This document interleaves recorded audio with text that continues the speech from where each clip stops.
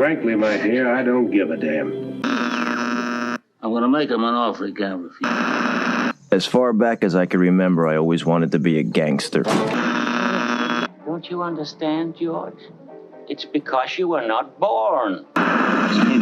Film Church. Well, a boy's best friend is his mother. You've seen these movies where they say, "Make my day," or "I'm your worst nightmare"? Well, listen to this one. Rubber Baby Boogie Bumpers. Ha! You didn't know I was going to say that, did you?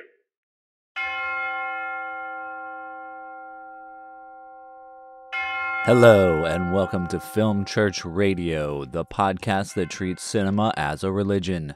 It's Sunday, I'm Brandon. And I'm Lewis. And we are here to talk about movies. Each week, Lewis and I alternate picking a film for us both to watch and discuss. And today, I picked the film Last Action Hero, starring Arnold Schwarzenegger. Of course, you got to listen to the end of the episode to hear what we're watching next week, as always. I picked this film because recently I've rewatched the Terminator films, and I watched the Arnold Schwarzenegger docu-series on Netflix, and this movie was on my mind. Well, also, we watched Purple Rose of Cairo last week, so it again brought it back to memory, and was like, man, I should go back and watch that. So we did. And you can find out what we think about it here in a few minutes. But first, we want to say thank you to everybody that's been listening to the show. Thank you for sharing it and listening every Sunday and loving movies as much as we do. If you want to share it with your friends, you can tell them to go to filmchurchradio.com, and that will send them to all the different podcast platforms wherever they want to listen to us. We're also on social media at Film Church Radio. We post clips and stuffs, so go check it out. Before we get into the feature presentation sermon, we're going to talk about other movies other than the feature that we've been watching, kind of like hymns before the sermon. So we got a couple to discuss. Mm-hmm. What have you been watching, Lewis? And how are you? I'm good. I'm excited to talk about this movie with you because I'd seen it before. Yeah. Which I had kind of forgotten about until I looked it up. So I'm excited to kind of go over that with you. Yeah. But before we do, like we said, I've been watching bits and bobs, really. I mean, Disney, because they're celebrating their 100th anniversary, they're re-releasing films in cinemas. So all the way back, from Snow White forward. So I'm trying to get to as many as possible with my daughter, just so she can see them on the big screen. Yeah, that's cool. So we went to see Bambi, which Traumatized I haven't watched. Her. Yeah, I haven't watched it for I don't know how long. Like such a long time, and I was kind of in two minds whether to take it just because of the traumatizing elements to it. Yeah. Apart from just being like, "Where's Bambi's mummy?" At one point, she didn't really seem that bothered, which was good. So I feel like we had skipped, that terrible moment. Yeah. To say I was underwhelmed with it would be pretty spot on, I think. I don't know quite what I was expecting. Yeah. I think that it was just it feels like a show off of the animation that they can do at this point. There's some really well animated sequences, and I really like the April showers scene. But I mean, not a lot really happens. Yeah. It doesn't feel very well plotted. It doesn't move very fast. There's I can tell my daughter was getting really bored at certain points. So I mean, movies have come a long way since then. Yeah, and it was it doesn't really, I don't know, tell much of the story. Yeah. I guess there's good movies and bad movies throughout cinema. Yeah. I mean, Bambi just became famous because of the harrowing aspects to it.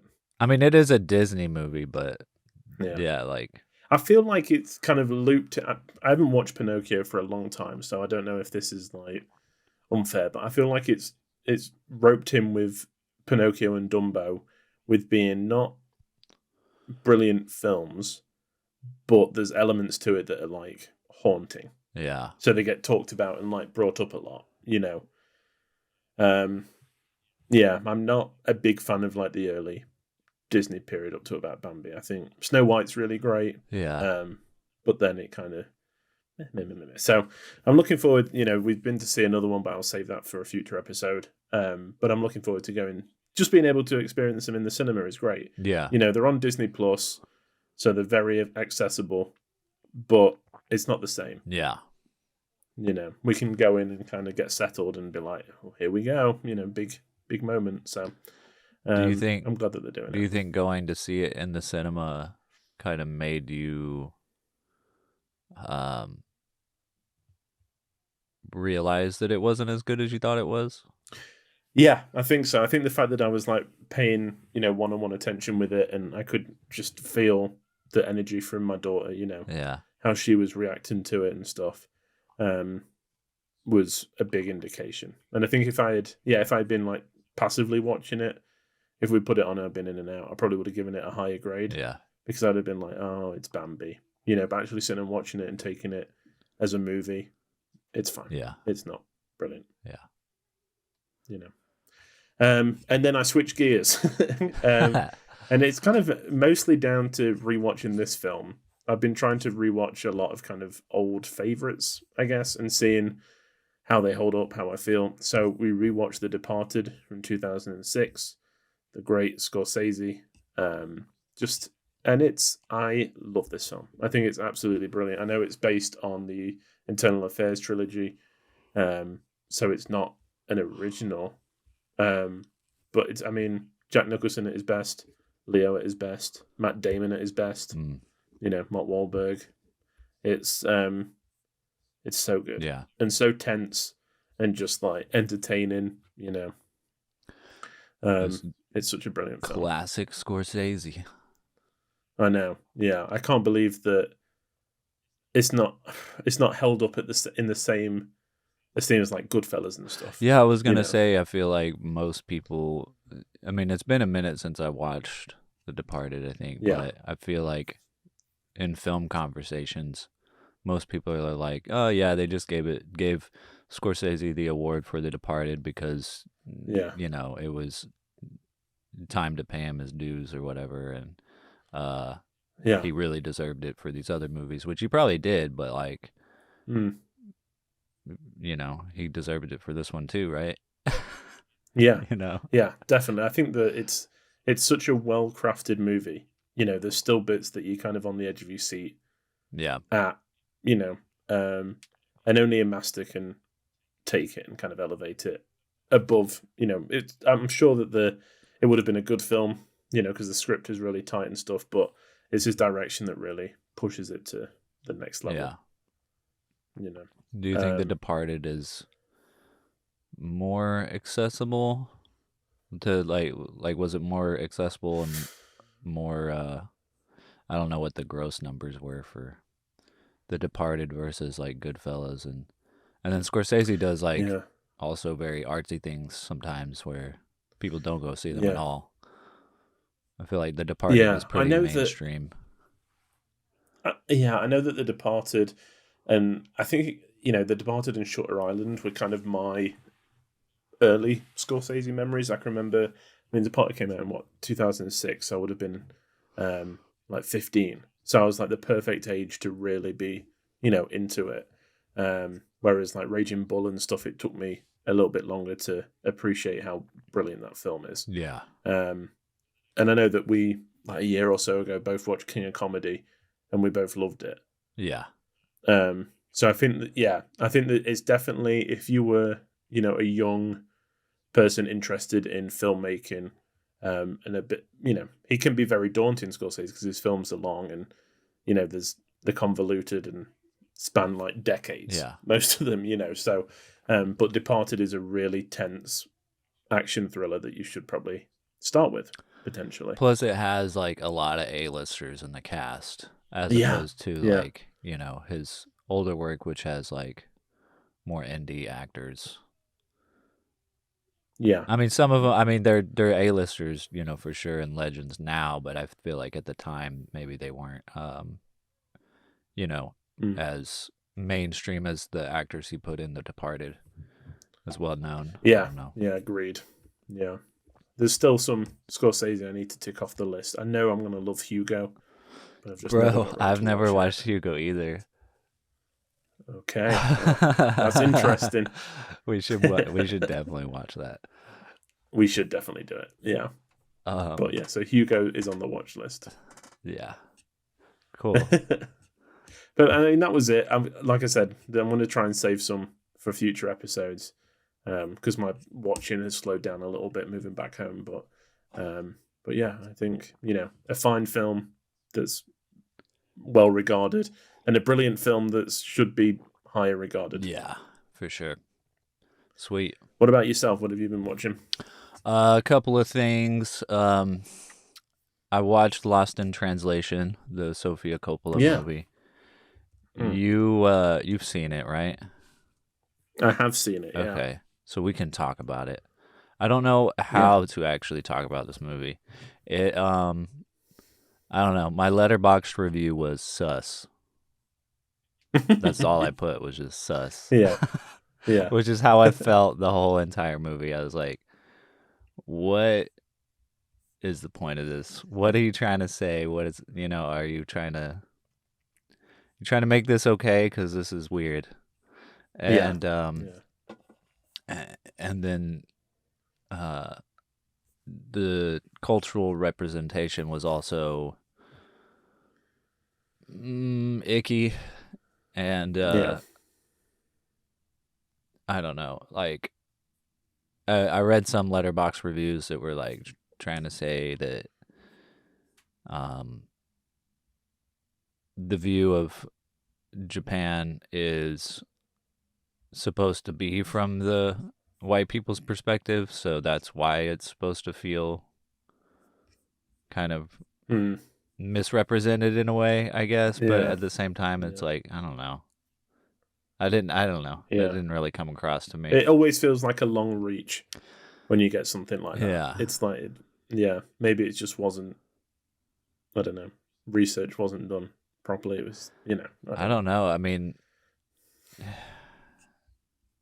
yeah, well, and I didn't do my research properly. I just kind of watched this and then moved on and had a few conversations about it, which someone also told me that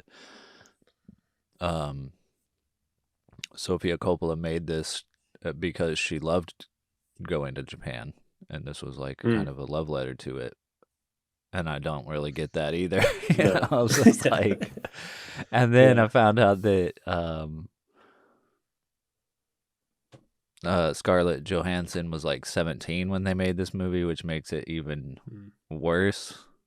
Yeah. Because like the opening shot is just of her like butt, and it's like, and it's like, you can't tell me you're not like, I mean, it's like you show kids butts in movies all the time, but like it was obviously sexualized. Yeah. Yeah. That opening shot is incredibly famous. I feel like I've seen it more than the poster. Yeah, yeah. Without, like, that makes me sound like I'm searching it. Like, just without searching it out. I made a poster of it. Yeah. But it is one of those things that like you feel like you would see on billboards or something. Yeah. Promoting the movie. Yeah. Have you ever seen The Virgin Suicides? No. Is that Sofia Coppola as well? It is. Yeah, it's really good. Yeah. I want to watch all of her movies. Yeah. But yeah, I don't know, I didn't get it.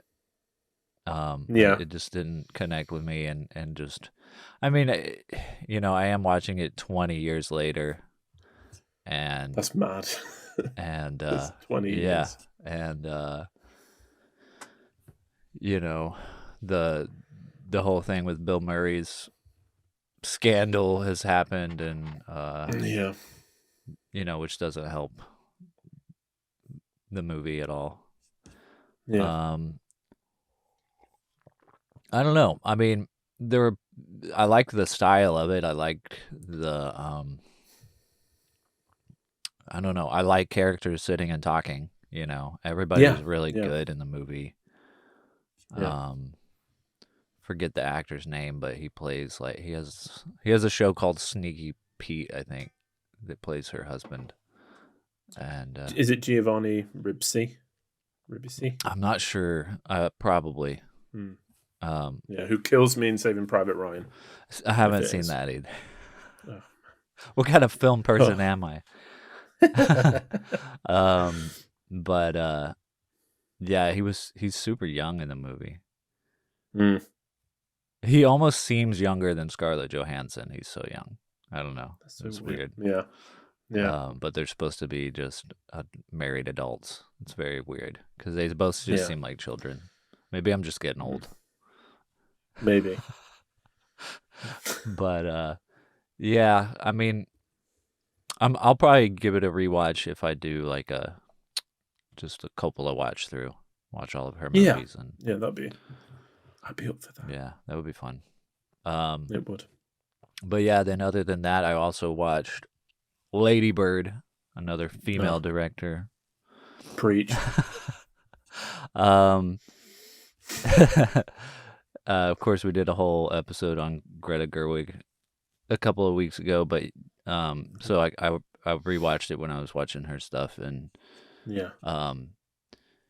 it's such a real movie. Like, Yeah. the relationship with her parents is, I don't know, it's almost too real for me. Like trying to Yes. watch Yeah. it. Yeah. It is such a good movie, but like it just puts you right there in that uncomfortable space of like being a teenager and feeling like your parents are just being tyrannical over you, Yeah. Yeah. and Hmm. have no idea what you want or who you are, I guess, Yeah. So yeah, I don't know if I can say more about that without getting too personal, but it I mean, to me the movie is perfect because it is real, and it captured something Yeah. very real, Yeah. And there's funny Definitely. stuff too. I mean, it is a fun movie. There's funny stuff. The dialogue is funny. It's very well written. Mhm. It's just that the mother-daughter relationship is just like, I don't know, man. Spot on. Yeah. Yeah. I know that when I went to see it, I was first in line. Greta Gerwig's like directorial debut. I absolutely adored it. And then I took Chelsea to see it because I'd gone to see it without her. She was probably working or something. And while I really responded to it in like my own personal way, Chelsea had a very intense emotional reaction to it, and it just elevated it even more. Yeah. Because I was just like, not only does it speak to me, who isn't a woman and hasn't had like a mother-daughter relationship, but it speaks to my wife, who has, on a very intense, in a very intense way. Yeah. So I was like, wow, this is, just knocking it out of the park across the board. Yeah. Yeah. It's brilliant. It is an amazing movie. If you haven't seen it, Mm-hmm. people, go see it. Yes. And it's it was 2017, which is just a lot has happened. Yeah. I always feel like this film was like 2020. It wasn't that long ago. But nope. It was the same year as Cars 3. Oh man, yeah, and also when I think back about stuff like this, I'm like, I was working at Studio Movie Grill when that came out, Yeah. and for some reason, I can't remember watching it first. I can't remember Yeah. if I went and saw it there, or if I just saw a bunch of parts of the movie before I saw it. Mm. Or when it's hard to remember. And then also I'm like, Why didn't I get a poster? Do I have a poster? I don't know. Because I would take a lot of Yeah. posters. Yeah. Yeah, I don't know if I have one. I don't think I do, unfortunately, but missed out there for sure. Yeah. I think I would remember if I had gotten one, but Yeah. I don't know.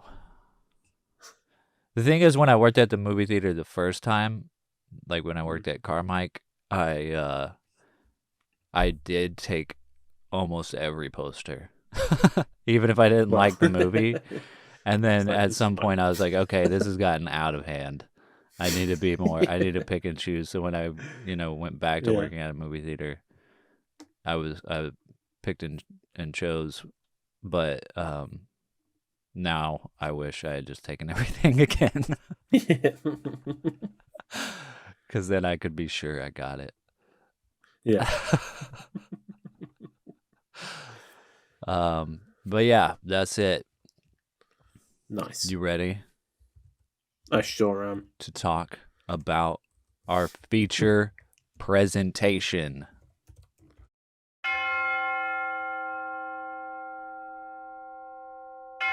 Last Action Hero. This isn't the movies anymore. Danny is obsessed with a fictional movie character, action hero Jack Slater. When a magical ticket transports him into Jack's latest adventure, Danny finds himself in a world where movie magic and reality collide. Now it's up to Danny to save the life of his hero and new friend. So yeah, you've seen this movie before. Yeah. I've seen this movie before. I saw it when I was a kid. I had already been wanting to go back and watch this before you had picked Purple Rose of Cairo. And then when you picked Purple Rose of Cairo, I was like, perfect time. Here we go. Yeah. Double feature, back-to-back movie characters coming out of the movie. But also, like, it kind of goes along with Barbie as well. Yeah. Fictional characters coming into the real world. This isn't the same movie that I remember in my head completely. It's still very fun, but I think there's a lot of Arnold Schwarzenegger movies that kind of blend in my head as one thing, and maybe I was thinking of some of like Jingle All the Way or something as well. Yeah. But the one thing that I did remember about this movie was them going to Blockbuster and seeing the standee of Sylvester Stallone as the Terminator. I was like, I know that's in the movie. Yeah. And it's funny because I'm pretty sure when I saw this movie as a kid, I had no idea who Sylvester Stallone was. Yeah. But I knew It was just like, oh, that's I knew that joke was funny. You know what I mean? Like I knew that. Well, I mean, I sort of remember watching that. Like that, it's weird because, I can't place, how old I was or where I was, but I have this memory of like watching that scene, and then the adults around me laughing, and then kind of explaining to me who Stallone was. That they were like rivals. Yeah. So that's what I could remember. When I was looking to see if we should watch this movie, I'd seen that you had seen the movie already and did not rate it very high at all. So I was like, should I pick this? I don't know. So what did you think? Did you end up going back and watching the Schwarzenegger doc at all, or I haven't had a chance to watch the doc at all, unfortunately. But it has really kind of sparked my interest in going back and like ticking off his films that I haven't seen. Yeah. Because there's quite a few, quite a few big hitters. I've never seen, where is it? Kindergarten Cop. Never seen Total Recall. I haven't seen Junior. Yeah.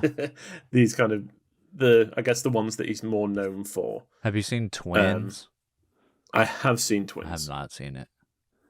I've seen Twins. Yeah. I watched it on a plane. That's all I really remember from it. I think it was on a flight I was on once. Well, it must have been because I watched it on it. But so when you suggested that, I pulled it up, and I'd given it 2 stars before. Yeah. And I'm not going to, go this whole podcast by being like, did I like it more? I did like it more. I'm obviously not going to say what the rating is. I did like it a lot more. I think I must have just been passively watching it or not really, been doing something else while it was on. Yeah. Because I really feel like this is a film that I would have Kind of like really liked. Yeah. Yeah. It's funny. It's poking fun at like the film industry as a whole. Arnold Schwarzenegger is never it's at the peak of his career. Yeah. See, that's the interesting thing about it is like, I feel like this movie is meta, right? And that's the whole thing right now with movies. Like so many movies are like, let's be meta, let's reference ourselves and make fun of ourselves and I mean Matrix 4 did it, and like it's interesting that and plus like especially when actors get older that have been movie stars, they'll do kind of like a meta movie that like where they come back as their old action self and reference their older stuff and almost be like a celebration. I mean, Indiana Jones 5 was just trying to do that, But what's interesting is this movie did it in the height of Schwarzenegger's career. Like, I feel like this is a movie that celebrates his career and makes fun of it and has celebrates action movies, 90s and 80s action movies. It just feels like way ahead of its time. It feels like the movie that everybody's going to talk about when Arnold Schwarzenegger passes. Yeah. I feel like, Scream came out in 1996, and that was lauded as being like, it's aware of the tropes, the character, it's an in-joke about the genre. Yeah. And it's like, this is exactly the same, but 3 years earlier. Yeah. Just about a different genre. Yeah. I don't know. We'll get on to kind of why. Some reasons why it didn't do very well at the box office. But I don't know why it's not held in a higher regard. You know? It's very, very odd, like you said, to get a superstar like Schwarzenegger at the height of his career make something like this. This is normally like, you were right, like the last part of someone's career. It's like, it's an in-joke because it's them. Yeah. Yeah. Whereas he had always, that is already the in-joke. Yeah. Yeah. I saw that, I guess Siskel and Ebert said that it was like 10 minutes too long. I totally disagree. Because I think what's great about this movie is it's got like 3 endings, which I know normally that would be like a negative, especially if you're watching The Return of the King, but which has like 7. But like, and I love Return of the King, by the way. It's not a knock at it. But like, that was a movie where people were like, oh my God. Like it was clear that a lot of people were just ready for the ending in Return of the King. Yeah. Whereas in this movie, it's kind of like, they have the ending within the movie when they're in the movie world. Yeah. And Leo Lafarte blows up and and they almost catch the bad guy. And then it's like they're like, nah, let's go further. Like, how far can we take this crazy idea, which is, I think, what any great art does, Yeah, it I think the runtime is great. And normally, there's so many cheesy, bad action movies, and I would say Schwarzenegger is in a few, but I don't think this is one of them. No, I don't think so too. Yeah. It's it's pretty fun, all the way through. It is. Yeah. Yeah. It's a blast. It's the kind of film where you put it on and it just keeps your attention the whole time. Yeah. By the time you get into the film, there's enough jokes and action set pieces that before you know it, you're 2 hours in. You're nearly at the end, like you said. Yeah. Which is a credit to it, definitely. And that's the other thing too, is like the action and the set pieces, like everything looks really cool. Like it's all It does, mostly in camera. There's not a bunch of CGI. There's a couple of green screen shots, but it's not, there's no digital recreations of things. And I feel like that makes me miss action movies, like, older action movies, I think. Yeah. I mean, Tom Cruise does it pretty well in Mission Impossible. There's not a ton of, usually not a ton of CGI, although I feel like this last one he did, Dead Reckoning Part 1 had a little more green screen than the other ones, and I think it's because they shot it during COVID. Yeah. But I don't know, man. I was like watching this movie and I was like, do I love movies because I love action movies? Like, I feel like it is a gateway, isn't it? Yeah. I mean, just thinking about all the movies I loved as a kid. Yeah. A lot of them are going to be action movies. We did our top 10 last month, and my favorite number 1 was The Fellowship of the Ring, which that's an action movie. At the end of the day, it's an action movie. Yeah. I mean, I think when you go to the cinema, movies are an escape, and what's a bigger escape than watching a 6'5" Austrian with muscles bulging, blowing up things and jumping out of helicopters. Yeah. Like it's the purest form of escapism that there is. And you're right. I think that we love action movies. Yeah. Who doesn't? I think that at the moment it's a bit of a taboo word because we've had so many superhero films that fit into that genre. Right. It's kind of like everyone feels a bit fatigued on them, but when you go back and watch, especially the height of the 80s and 90s, these kind of blockbuster action movies, they're brilliant. Yeah. And they're so fun. Yeah. Which is super important. It's just like a good time at the movies, Yeah. It made me think of The Meg recently, which is not a good film, but is a fun time. Yeah. And these juggled being a good film and being a good time as well. Yeah. And I think that now it's, it's one or the other. Yeah. You go and you're like, that was really good, but I'm really depressed. Or that was terrible. I had a great time. Yeah. Yeah, it is something I wish that studios and filmmakers would try to strive for both. Yeah. Again, Yeah. Because I feel like the Marvel movies did, for a while. Yeah. And that's part of the reason they did so well. I guess we've got the John Wick films, but I always see them as a bit more serious now. I don't see them as like fun. Yeah. I could be wrong. I haven't seen the last one, but yeah, because action now is pretty brutal. It because is, it's got to yeah. be real.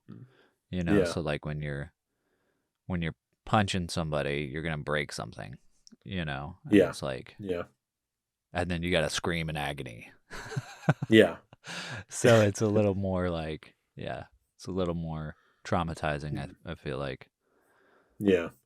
I mean, I think that Netflix are kind of attempting some stuff like The Grey Man. I think that was last year or the year before, Ryan Gosling. That was in a similar vein as like the Mission Impossible and kind of these kind of films. It just wasn't very good. So, you can't have it. But we've got them, like you said, we've got the Mission Impossible Yeah. films. Yeah. So, we're kind of halfway there.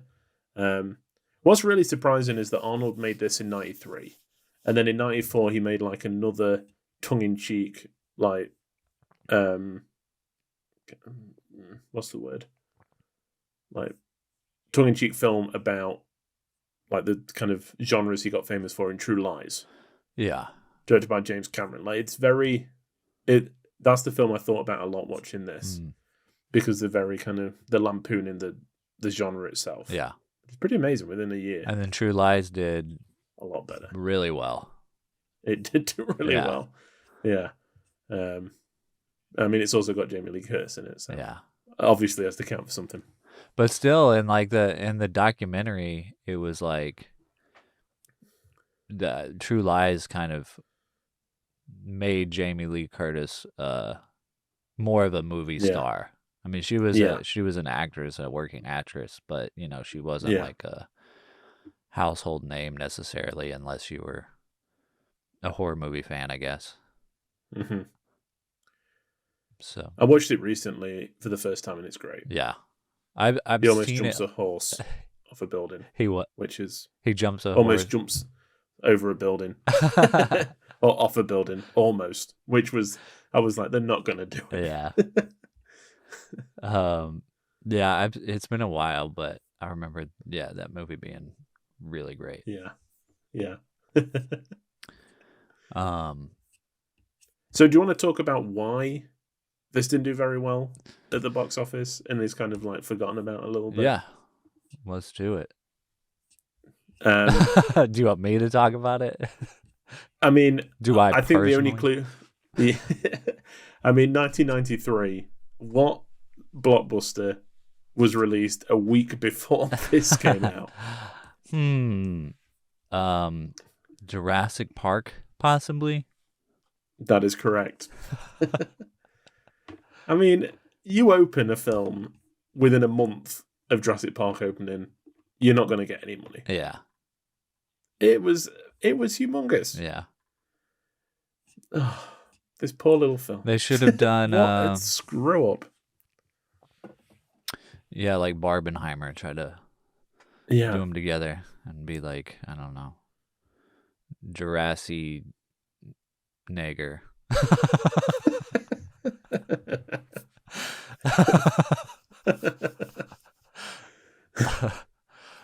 I just, Yeah, or just wait for it to go. it was just bad leave the timing, cinema. but it was ahead of its Yeah. time too. You know what I mean? Like, I feel like, Yeah.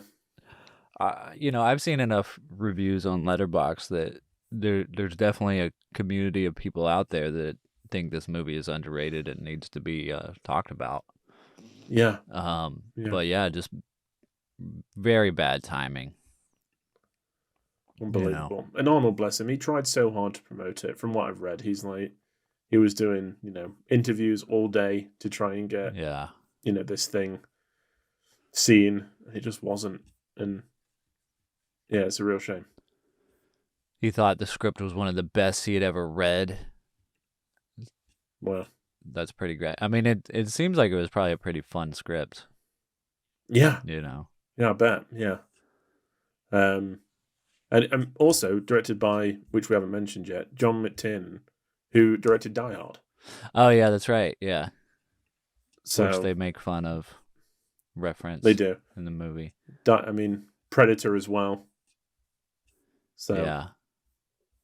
Yeah, well, the whole I rewatched Last Action Hero last night with my roommates and Sarah, and like yeah, they were like, oh, like when the movie opened, they were like, this feels like Die Hard. yeah. Which I completely forgot it was directed by the same guy. I think Alan Rickman was supposed to be the Charles Dance character, like the villain with the eye. Oh, But I think he turned it down due to salary. yeah. He wanted more money. That's interesting. That would have been great. Yeah. What is his name? The actor. Is it Charles Dance. Charles Dance? He's in Game Yeah. of Thrones, right? Mm-hmm. Yeah. He's pretty great as He the is good. villain. Yeah. Yeah, as the menacing bad guy. Yeah. Yeah. Just constantly getting annoyed with his boss. And It's fifth wheel. yeah. Yeah, he's a good character. Yeah. There was something in the movie that I noticed that I think is a movie mistake. Pretty sure, unless I missed something. But like when he like after he there's the whole scene with him going to Schwarzenegger's house within the movie. Yeah. You know, and then there's like the car chase, and then he gets away. He comes back to his house, and he like takes his glass eye out, and he like, polishes it, and he puts it up, and then he takes stuff out of his pockets, and then he looks at the golden ticket, and it's like glowing or whatever, and then he like puts his hand on the wall, and it like realizes there's a parallel world, and then the TV is on, and you hear the Twilight Zone theme, which is awesome. Love that reference. But like when he turns and looks at the wall, he just has regular eyes. You can see both of his eyes. Oh, okay. And I was like, he just took his glass eye out. Like, why does he just have regular eyes now? Something that should have probably been caught in post, you would think. Yeah. Yeah. It was very, I don't know what, like, because I guess I think all the, it would have to be all the glass eye stuff is practical. Like, I guess, I assume it's just like a contact lens. But maybe trying to make it look like he didn't have an eye at all was too expensive, or the makeup artist wasn't there that day. Yeah.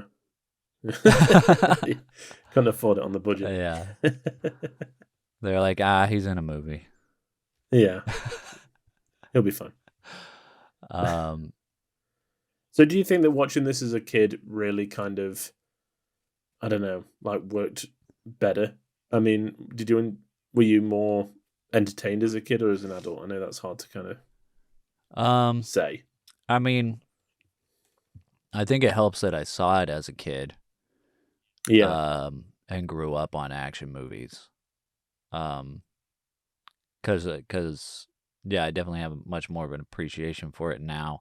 But it, it also just is a celebration of movies as well. I mean, the Nick character, the movies that he talks about are like the classics, Yeah. and Greta Garbo, and and then there's the Seventh Seal reference, it's like There is, yeah. it's that's not exactly an action movie, No. but so I feel like the movie, you can tell that the movie is coming from a place of love, like. Yeah, definitely. I think, watching these films as a kid and being like, I want to live in that film. Yeah. And someone's been like, okay, so what would that look like? If you would magically be able to transport into the world of Die Hard, you would be just such a hindrance on, John McClane while he ran around doing his stuff. And they really run with it. Yeah. The set pieces are really funny. And like, stay in the car, but I never stay in the car, that kind of stuff. Yeah. Did you catch Humphrey Bogart? I didn't catch Humphrey Bogart. I didn't catch him till I rewatched it again. He's like at the police station. There's like a shot of like different detectives and stuff, and then like he's just there. That's awesome. Yeah. Yeah. There's a bunch of stuff. I feel like there were parts of the movie I wanted to pause and just like look at the frame. Yeah. Like when he's going through his tapes for his wife, I'm like, what are all these other labels on these tapes? Like, what do they say? And then of course the guy from Terminator 2 who plays I guess it's the T-1000. He's like coming out of the building. Yeah. When they first go in the police station. And I think Sharon Stone's character from Basic Instinct. Oh, okay. as well at that point. Yeah. Yeah. Now I just kind of want to watch the Jack Slater movies. I know. Yeah, they seem fun. Yeah, Yeah. his favorite cousin. Uh-huh. Is that the guy from the beginning? Yeah, the guy that gets killed. Yeah. Yeah, I think it is his favorite cousin, isn't it? That's the constant joke. It's like my favorite cousin's been murdered. Normally, it's like a family member. Yeah. But they've probably gone through them. His son got killed in the last one. Yeah. So. Got to keep going. Yeah. And then we get Danny DeVito as Whiskers, his cartoon sidekick. Yeah. Yeah. Which I don't know if it worked 100%. I get what they were trying to do with Whiskers. Yeah. But I don't know if it kind of 100% landed for me. Yeah. That was when I was a bit like, okay, this is a bit too much. silly. Yeah. It probably works for the kids though. I bet. Yeah. No, I'm sure. I do wish I'd seen this when I was younger. I think I would have loved it. Yeah. Because it's just so fun. It's just like one of those movies that you definitely would have picked up at Blockbuster. Yes, of course. Such a great poster. Yeah. Something that I'm like, I want to watch that. Yeah. It looks like a Universal Studios promotion. It kind of does, yeah. Yeah. But it's like Columbia, Yeah. Sony. It's amazing. Yeah. Yeah, it's cool. It's a great poster. I feel so lucky that we grew up at the same period of Arnold Schwarzenegger being the man. Yeah. I think I just took him for granted. Yeah. And then when you watch these movies, you realize how great it is to see him on screen. Yeah. You know? And a unique kind of movie star. Yeah. Yeah, exactly. He's great. I want more. Yeah. I know, right? Yeah, that's the thing, man. Is like you go back and if you watch the docuseries, it's like it's really interesting because it goes through his whole life. It's just 3 episodes, but episode 1 is kind of his bodybuilding career, and then the second episode is his acting career, and then the third one is his like political career. But yeah, what a crazy kind of story that he has. I know, yeah. And that he did everything he wanted to do. That's amazing. Yeah. It's definitely on my watch list.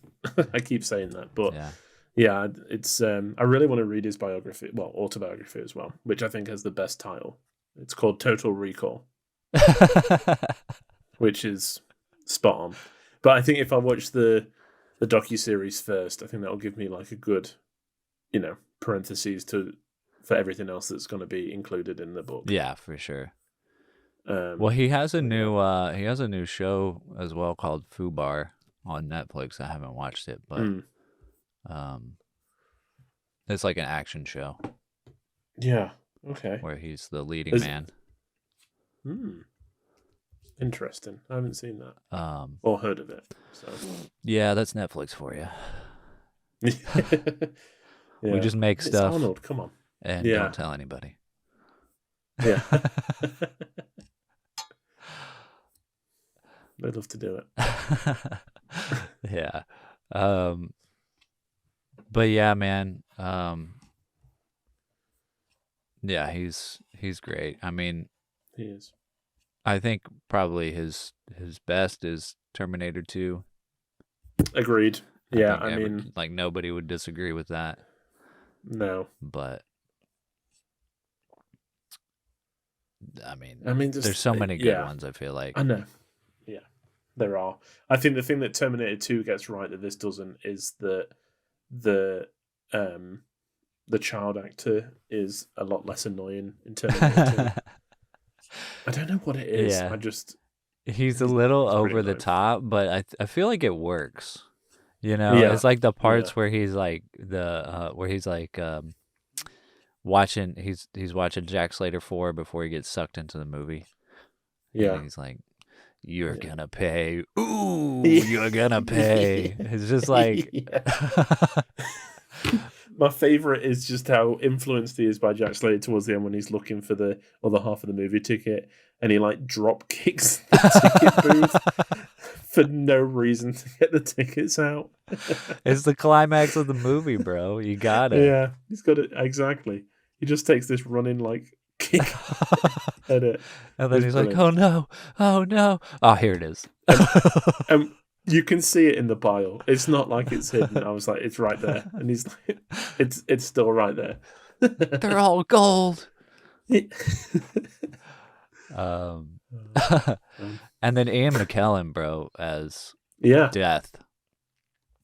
yeah, Like, what an amazing like actor to get. I mean, I you know, know, he just a wasn't little as tidbit, yeah. famous, I guess, back then, but like, bro, it's Ian McKellen. yeah. I know. Yeah, I mean, that is just Oh, like, bro.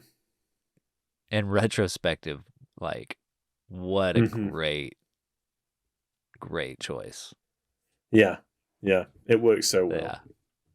Yeah, And especially like I kind of remember like that being so terrifying when I was a kid.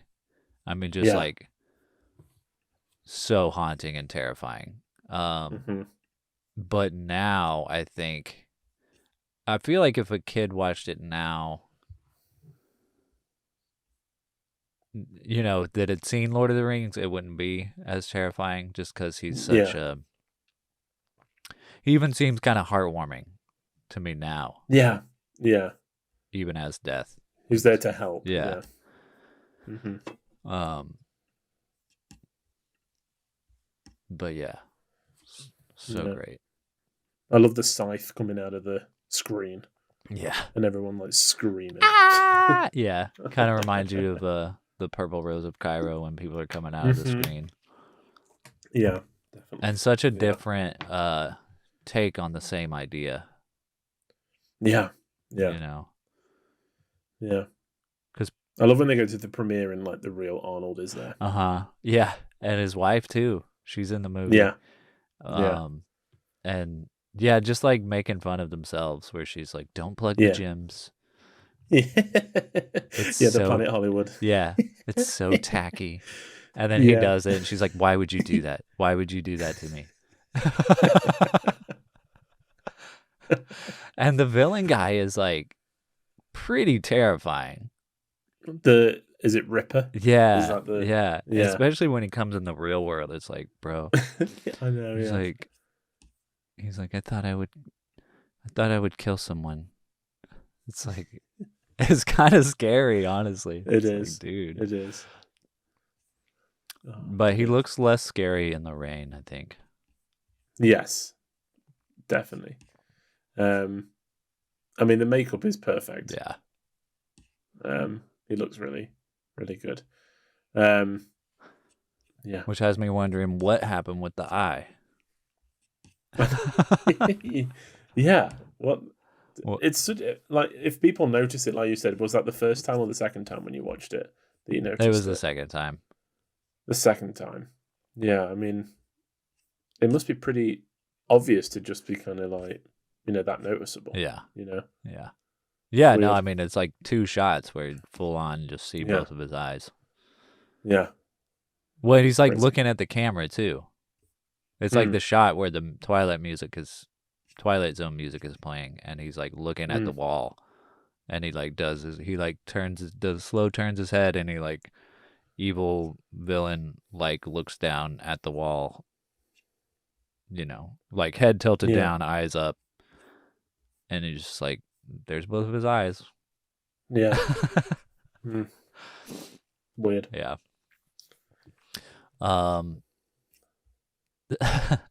I also really like the funeral scene. Just that whole scene, the build up to it is pretty great. And he like Yeah. pulls the finger to detonate the bomb. Yeah. And then Some of the one-liners in this are like some of the best yeah. ever. I can remember a guy that I used to go to uni with. He found like a mashup on YouTube of Arnold Schwarzenegger quotes that we would kind of that we'd like watch, Yeah. Periodically, and quite a lot of them were from this film. So I enjoyed quite a lot of those. Yeah. I like his whole scene where he's like trying to get Leo Laporte out of the funeral. Yeah. And he tries to do his voice and he's like, "Help me, get me out of here." Oh my God. He's alive. This man needs a doctor. And then everyone in the my family and all the old ladies all have like Uzis, AK-47. Yeah. Yeah. I love him as Hamlet as well. At the beginning. To be or not to be. Not to be. Yeah. It's pretty amazing. It is. I think that the Hamlet sequence is one of my favorite. Like, as soon as that started, I was like, okay, I'm going to love this film. Yeah. Because it's so ridiculous. And I think that the fact that Arnold's in on the joke, it's not like, hey, wouldn't it be funny if Arnold Schwarzenegger played Hamlet? Yeah. It's like, I feel like at this point, even he knows that would be a bit ridiculous. Yeah. With my persona, if I was to be like Hamlet, Yeah, and he already is just like smoking cigars in every I know. every scene. Yeah, I know. Oh dear. It's great.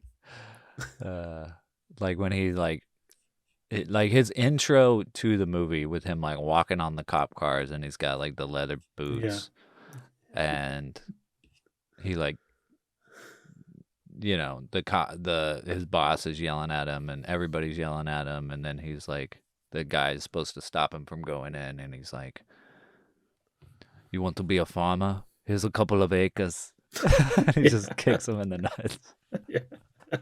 He goes flying. Even like the normal line deliveries, they just seem so funny when he says it. Like towards him when he's like, "Stop shouting! I'm not deaf."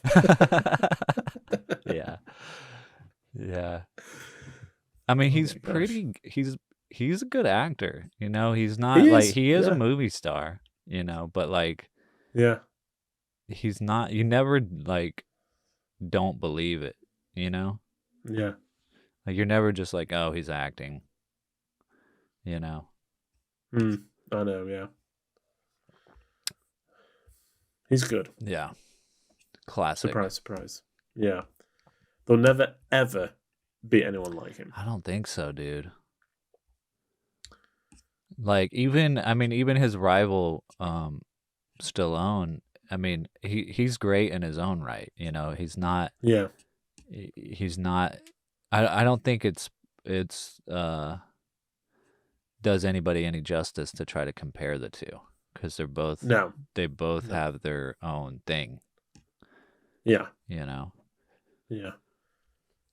And just Judgment Day is, I know we've kind of mentioned it, but it's probably the best sequel of all time. Yeah. Yeah. And that's down to partly, his performance as the Terminator. Yeah. It makes me want to go and watch it again. You should. I should. Yeah. You don't need to hear that from me, but No. That could be your review on Letterboxd. it's good. It's good. Well, speaking of Letterboxd, do you want to guess what we rated this movie? Yeah, definitely.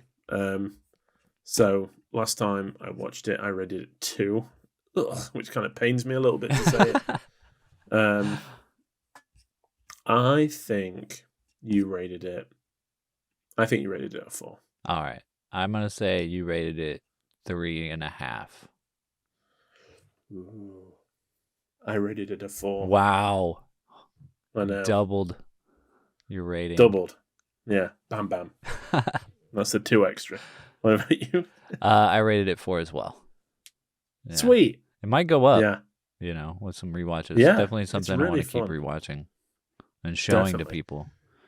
This is one of those movies. It's nice to like when you go back and you really like it to be able to show it to other people. Yeah. Yeah. Probably one of the biggest upgrades in terms of like rewatches on Letterboxd I've ever done. Wow. Yeah. Yeah. Nice. I mean, I don't know what I was doing. 2 stars? Come on. Maybe you had just seen something else. I don't Yeah, know. maybe. Did a double with Citizen Kane. I was like, what is this? Yeah. Well, cool. That makes me happy. Yeah. So, what does that mean for next week? Yeah, so that means that we are going to be watching a film that I feel like we've kind of almost watched like 3 times. I feel like it comes up a lot when we kind of, when we're deciding. And inspired by action films of the 80s and 90s, I have decided that we are going to be watching RoboCop from 1987. Yeah, I've seen this a few times. I know that you haven't. I'm looking forward to watching it and talking about it. Yeah, That's going to be a good one. Yeah, I've never seen it. Yeah. Here we go. Here we go. All right, y'all. That'll be next week. But that does bring us to the end of the show. You can find us on Twitter and Instagram at Film Church Radio, or you can follow us individually on Letterboxd. I am at SelmanScope, and Lewis is at WalkerLewis3007, and there you can keep up with what we've been watching. We also have all of our back episodes streaming on Barbie's Back. Please leave us a rating and review so we can know if you like the film, and if you didn't, what you would pick for us to watch in the future. Thank you for being here. We'll see you next Sunday for more Film Church Radio. The only thing left to say is, you think you're funny, don't you? I know I am. I'm the famous comedian Arnold Braunschweiger. Schwarzenegger. Gesundheit. Amen. Amen. Amen. I've had the opportunity twice to do the accent and I didn't do it. I think that says a lot about my self-esteem. It's hard to do sometimes. I It thought is about incredibly opening the whole show with it, but I was like, I don't. We got up early it's for this so- one. I don't know if I could do it. And I feel like it's so impersonated that it's just going to sound terrible. Yeah. So I'm like, oh, that kind of sounds like Arnold. It'd be like, oh, this is awful. I feel like he's he has such a unique way of saying movies. He's like, movies. Yeah. Movies. I was too bothered about Rubber Baby Boogie Bumpers. It's so funny.